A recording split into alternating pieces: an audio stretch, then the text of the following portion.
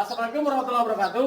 Semangat pagi teman-teman, ketemu lagi di pembelajaran pertemuan kedua. Hari ini kita akan belajar melanjutkan pertemuan yang kemarin, yaitu diagnosis sistem EPI. Di depan kita sudah ada unit. Ini kebetulan unitnya Toyota Vios tahun 2013. Sesuai SOP yang sudah kita pelajari di pertemuan sebelumnya, bahwa sebelum pelaksanaan service dimulai harus ada pelaksanaan pre-service, di antaranya yaitu pemasangan fender dan lain sebagainya.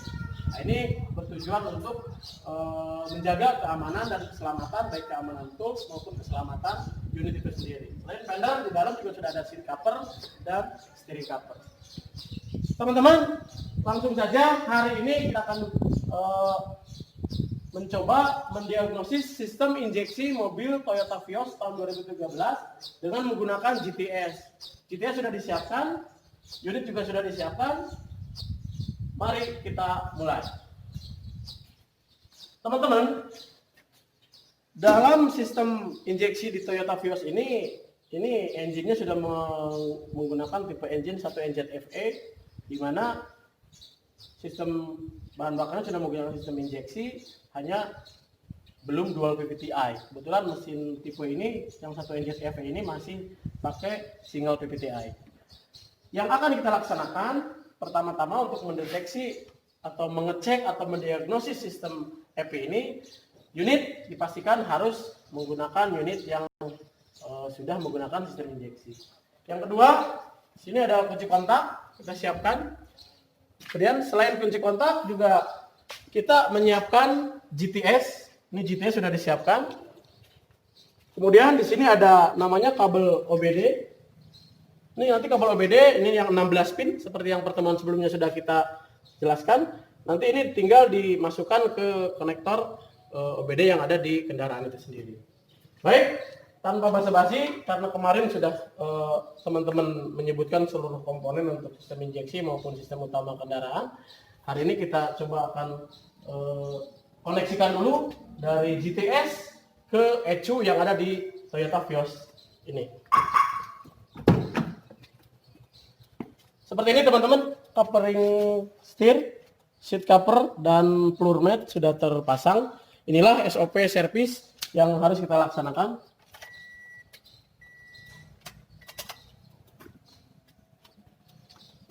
Seperti biasa, kalau kita melakukan servis di kendaraan, ini jendela depan harus terbuka, teman-teman. Kenapa harus terbuka?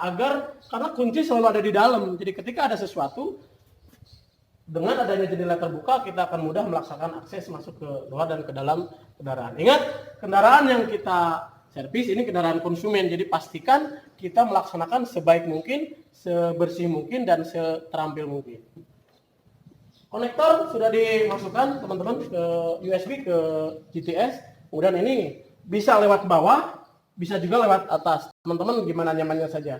Kemudian ini tinggal 16 pin ini tinggal dimasukkan. Letaknya biasanya ada di bawah dashboard, teman-teman. Kalau di Toyota Avanza misalkan di sini ada laci, teman-teman tinggal buka pakai obeng kemudian dibuka. Untuk yang mesin 2NR. Kalau yang 1NR yang seperti yang di sebelah ada Avanza yang 2010, itu tidak harus buka laci, dia ada di bawah. Kebetulan yang Toyota Vios juga ada di sebelah sini. Boleh di zoom ke sebelah sini. Di sini ada slotnya 16 pin. Jadi teman-teman tinggal masukkan saja. Posisinya harus terbalik.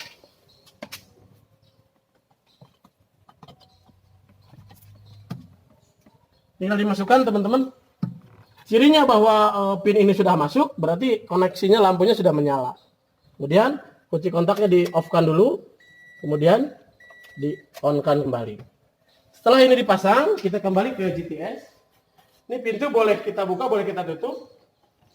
Kalau kita tutup, mungkin sedikit. Mudah-mudahan aman ini, teman-teman. Lihat di screen, di sini kita cari touch stream. Ini untuk shortcut untuk GTS.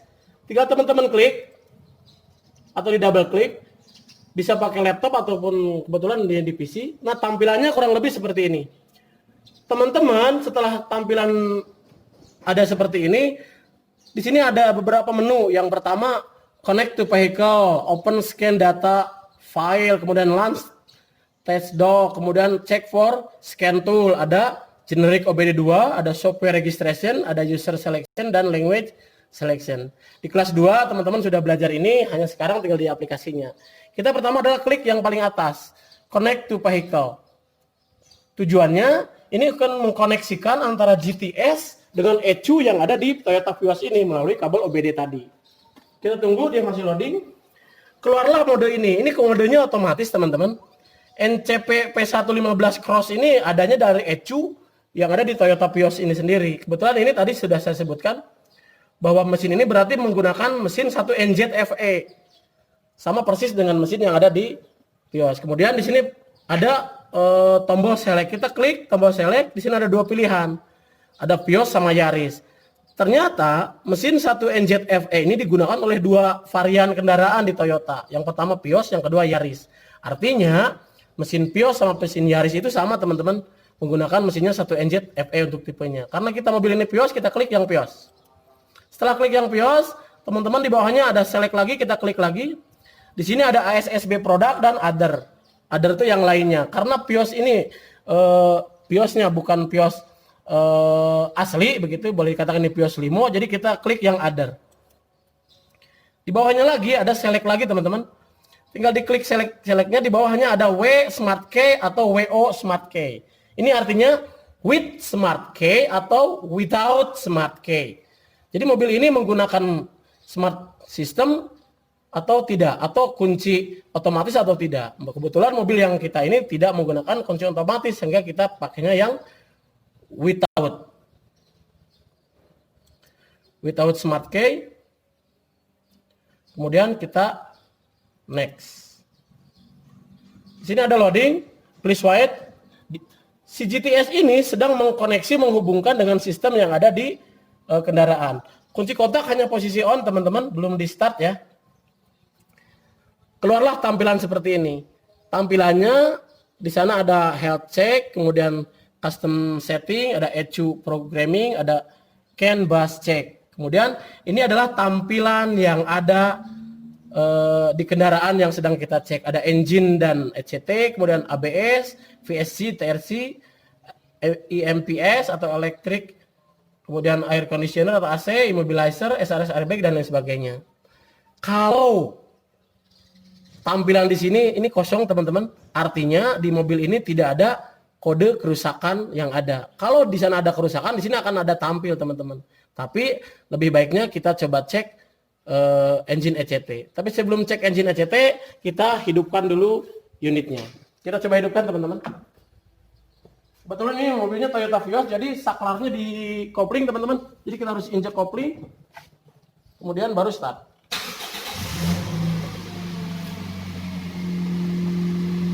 Mobilnya sudah hidup, kemudian kita kembali lagi ke GTS. Di GTS kita coba akan cek di engine ECT dulu. Kita cek engine ECT, double klik, dia loading, sedang membaca. Agak lama teman-teman, karena ini memang koneksi ke ECU-nya tidak seperti kita koneksi di WiFi ya, jadi lebih cepat. Ini kan menggunakan kabel, jadi sinkronisasi antara GTS yang ini dengan ECU di kendaraan membutuhkan waktu teman-teman.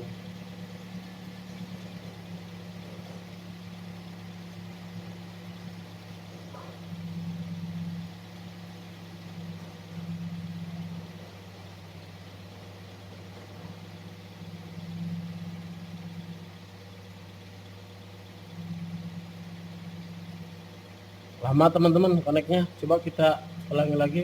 Select system is not responding, tidak merespon teman-teman. Coba kita cek help dulu ya. Ini ada beberapa keluar di sini. Ini di cancel saja. Kita mulai lagi dari awal, engine ECT lagi.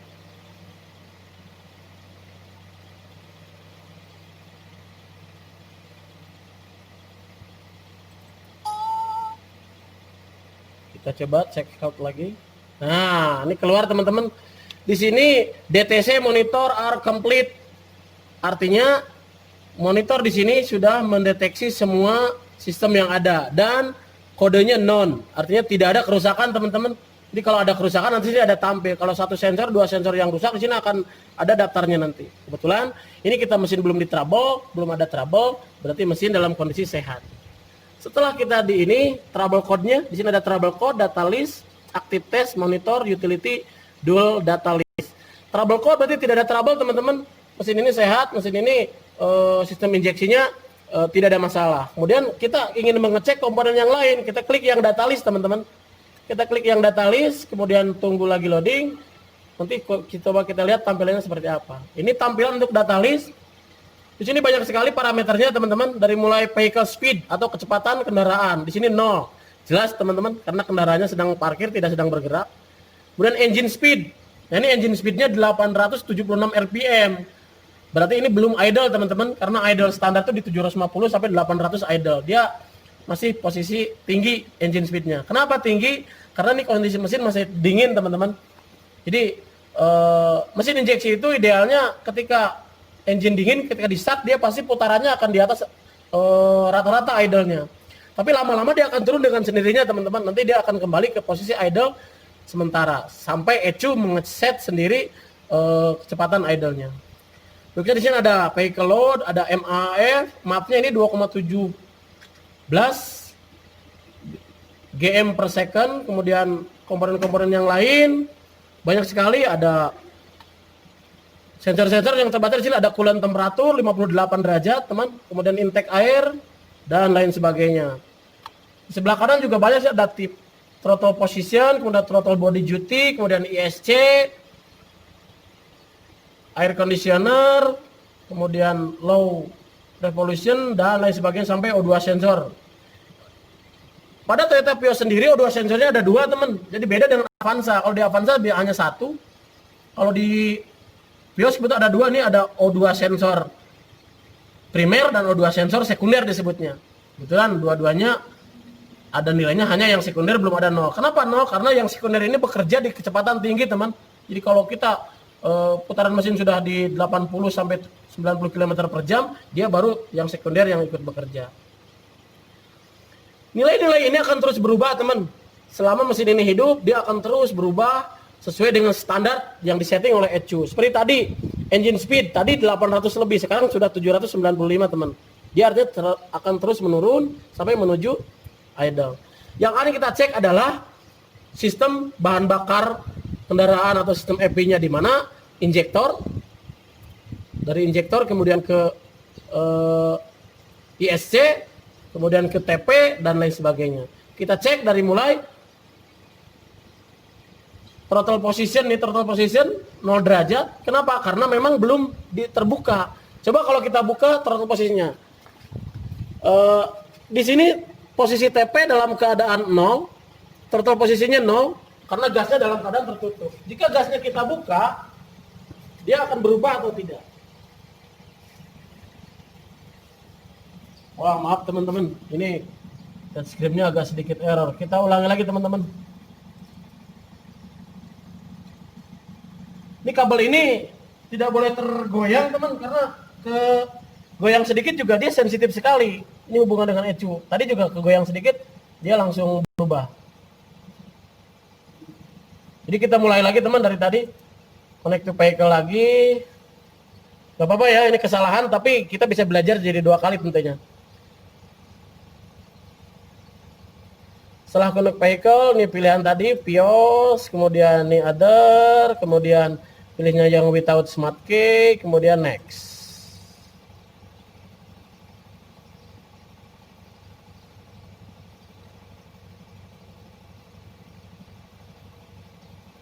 Lama teman, harus sabar kalau pakai GTS, jadi nggak bisa buru-buru seperti manual. Di sini ada check health customer yang tadi kita klik engine ECT untuk mengecek engine dan sistem engine-nya ya teman. Trouble code di sini tadi trouble-nya kosong, kita ke data list, kita tadi sampai ke data list. Nah ini tadi kita sampai TP, ini throttle position sensor di sini masih 0,00 degree. Coba throttle-nya saya buka, kita lihat nilainya berubah atau tidak.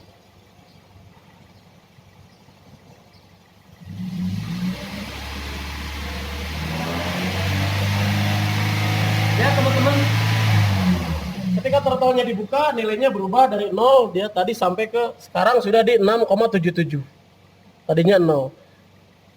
Artinya throttle position bekerja dengan baik. Berikutnya adalah injektor fuel system 1 CL di bawah ini sistem bahan bakar. Karena sistemnya injeksi, model yang status 2 unused berarti tidak menggunakan yang kedua. Selain TP, kita juga di ISC nilainya sudah ada. Kemudian di injektor sendiri, ini semprotan injektornya sebanyak partikelnya, kemudian injektor volume ini volumenya 0,064 ml. Pump speednya on, sudah aktif berarti, dan lain sebagainya. Artinya semua sistem injeksi di sini berjalan dengan normal. Itu teman-teman. Berikutnya kita ke active test. Kita klik active test. Kita lihat tampilannya seperti apa untuk active test.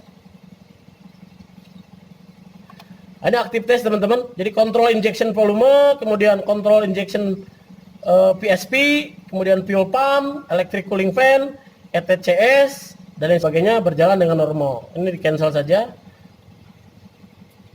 Kemudian kita ke berikutnya monitor teman-teman. Ini monitor ini untuk mengetahui sejauh mana performa kendaraan dan fungsi dari setiap komponen, khususnya komponen sensor yang berhubungan dengan gas buang biasanya teman-teman. Kita lihat tampilannya seperti apa.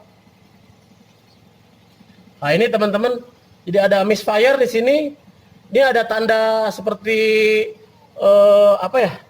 kaca pembesar begitu teman-teman. Nih NA itu artinya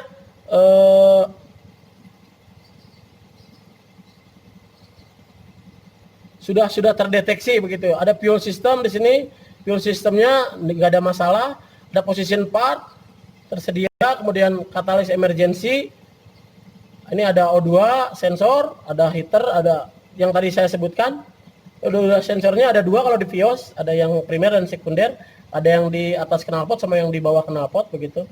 Ada yang atas sama yang bawah. Kemudian evaporator system, secondary air system, dan semuanya sudah berjalan dengan baik. Kalau ini ada masalah teman-teman di sini ada tulisan resultnya tuh failed. Atau resultnya tuh di sini tanda merah biasanya, atau jempol ke bawah teman-teman. Jadi kalau ada trouble pasti di sini tampilnya seperti itu. Di sini ada kode mil teman-teman, ada tulisan mil. Jadi kalau teman-teman nanti ada trouble, nanti setelah ini kita pastikan kalau ada trouble ini harus menghapus datanya. Menghapus datanya menggunakan mil ini, tinggal diklik teman. Ini kita clear.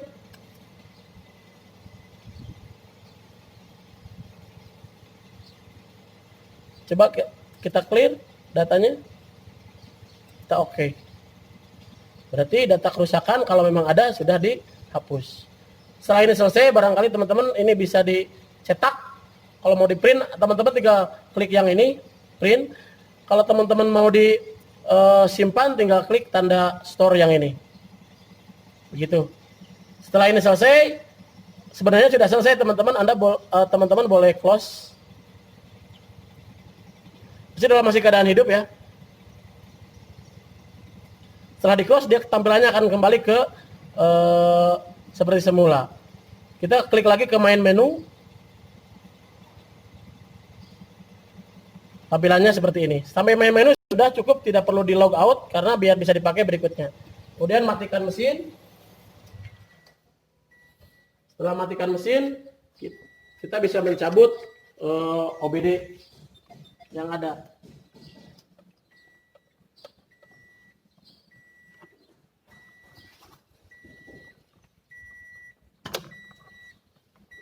Sudah tercabut teman, agak keras memang.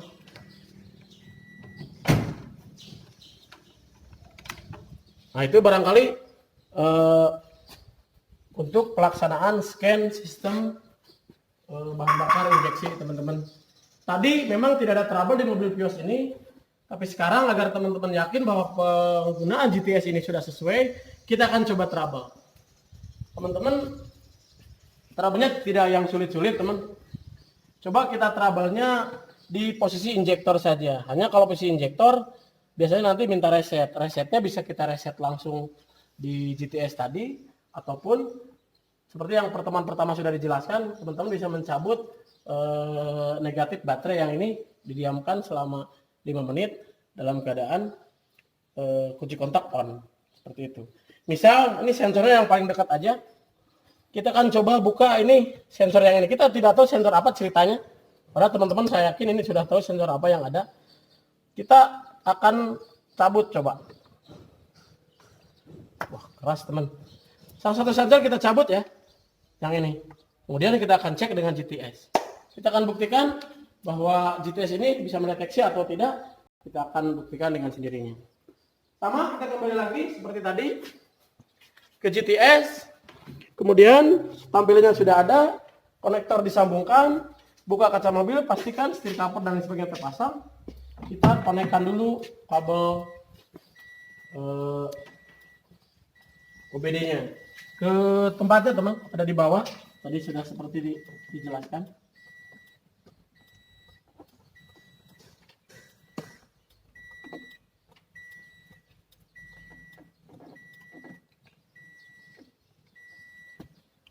Sudah connect teman. Kalau sudah connect, kunci kontak di on kan. Setelah kunci kontak on, kemudian kita ke GTS-nya. Seperti tadi sama teman, kita connect to vehicle. Klik connect to vehicle-nya, kita tunggu loading.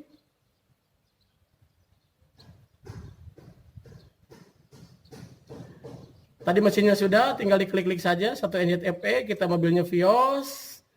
Kemudian pilihannya other. Kemudian ini nggak pakai smart key, berarti without. WO itu without ya teman. Without smart key, kemudian next. Kita tunggu.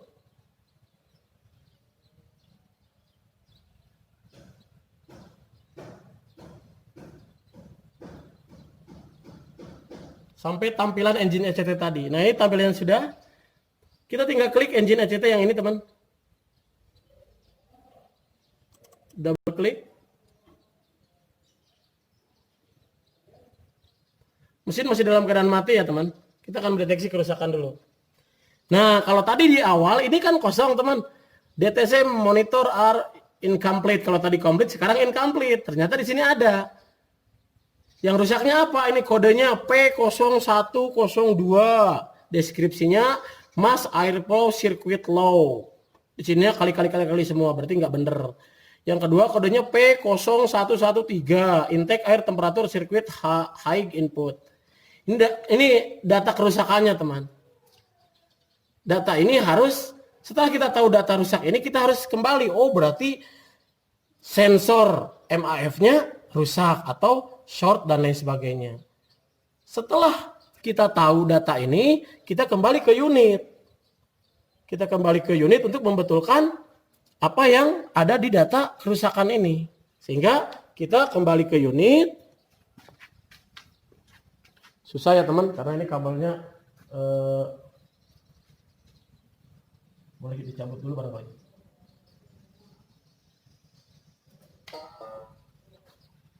Cabut dulu, karena kita sudah tahu tadi apa yang rusak, kita kembali ke yang rusak ternyata MAF.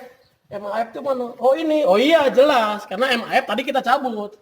Sehingga map ini dideteksi di GTS adalah malfungsi atau tidak berfungsi. Sehingga mapnya sudah ketemu, kita sambungkan kembali. Setelah mapnya tersambung, sekarang kita cek lagi. Menggunakan GPS lagi. Ini masih connect apa enggak ya teman? Karena tadi sempat dicabut.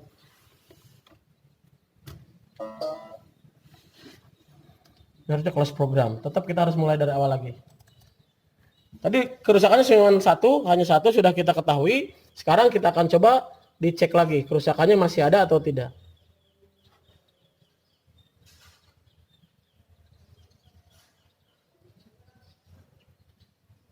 Beginilah teman belajar injeksi, jadi agak harus sabar karena kita berhubungan dengan sistem yang dia memang punya loading teman-teman.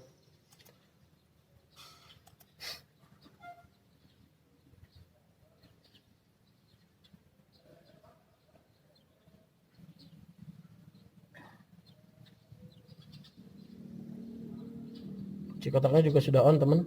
Engine ECT lagi. Kita lihat masih adakah data kerusakannya?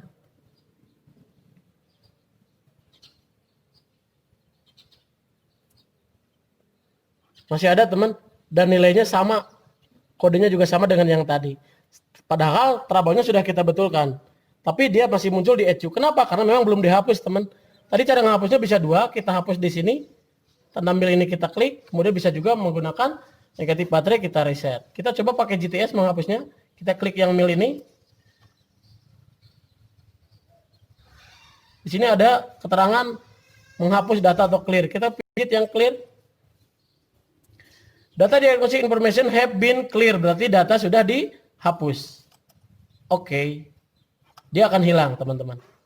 Setelah hilang, agar meyakinkan kita trouble code-nya masih ada atau tidak, kita close dulu, teman. Kita close. Kita kembali lagi engine ECT lagi, kita klik lagi. Kalau dia masih muncul berarti kerusakan sensornya belum beres. Sekarang dia sudah hilang. Berarti benar-benar trouble data code tadi sudah kita hapus. Sekarang kita start engine. Apakah ada masalah atau tidak? Jadi kalau tadi sensor mapnya bermasalah, pasti di kendaraan juga ada perubahan. Untuk mengeceknya tidak hanya didengarkan seperti ini, tetapi juga harus kita cek di data list tadi, di performa tadi. Mesin sudah hidup dengan normal, tapi normal menurut pendengaran kita, belum tentu menurut sistem. Kita cek by system. Cek di sini data list. Karena trouble code sudah oke ya, trouble code sudah hilang. Kita cek data listnya. Tadi yang kita cabut adalah map, manifold absolute. Coba map ini di mana adanya? MAF.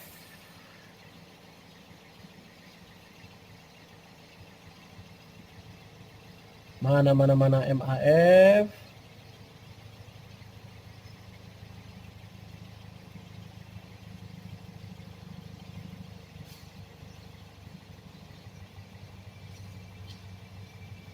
Ini MAF nih. Ini nilainya 1,92 GM per second. Artinya kalau ada nilainya seperti ini, MAF-nya sudah aktif, teman-teman. Jadi apa yang tadi kita cabut sudah dipasang kembali dan dia sudah aktif kembali. Sehingga di data listnya sudah oke. Itu, teman-teman. Setelah selesai, kita karena sudah di clear tadi, ini boleh di close saja. Setelah di close, kemudian cabut kembali. Kalau di print tadi, kalau mau dicetak ya. Kemudian ini dicabut kembali, teman. Pastikan mesin dimatikan dulu. Matikan unit. Cabut GTS. Rapikan kembali. Jangan dulu selesai, tapi hidupkan mesin tanpa menggunakan sistem. Kita hidupkan lagi mesinnya.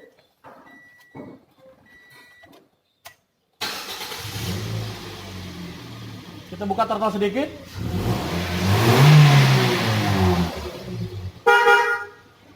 Pengecekan yang lain-lain. Setelah selesai, kita kembali lagi ke depan. Memastikan bahwa di engine setelah di scan dan lain sebagainya tidak ada hal-hal yang mencurigakan atau hal-hal yang janggal. Dari mulai idle normal, kemudian putaran engine juga normal. Setelah selesai dari engine, kita masuk ke dalam kabin. Di dalam kabin kita harus menyalakan AC, apakah AC-nya normal atau tidak.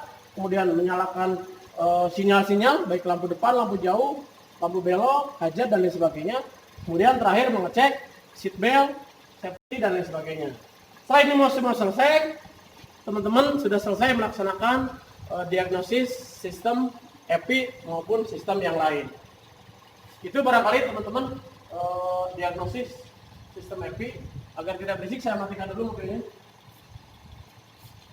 Nah, ini fungsinya jendela terbuka, teman. Jadi kalau kita sedang servis, ada terjadi apa-apa di dalam, tidak akan terkunci di dalam. Karena jendela dalam keadaan terbuka. SOP untuk servis ini jendela harus dalam keadaan terbuka. Oke, teman. Itu barangkali pertemuan kita hari ini. Kuisnya ada 3 hari ini, teman-teman. Yang pertama, kuisnya coba teman-teman sebutkan langkah-langkah koneksi GTS pada kendaraan untuk mendeteksi sistem EPI. Itu kuis nomor 1.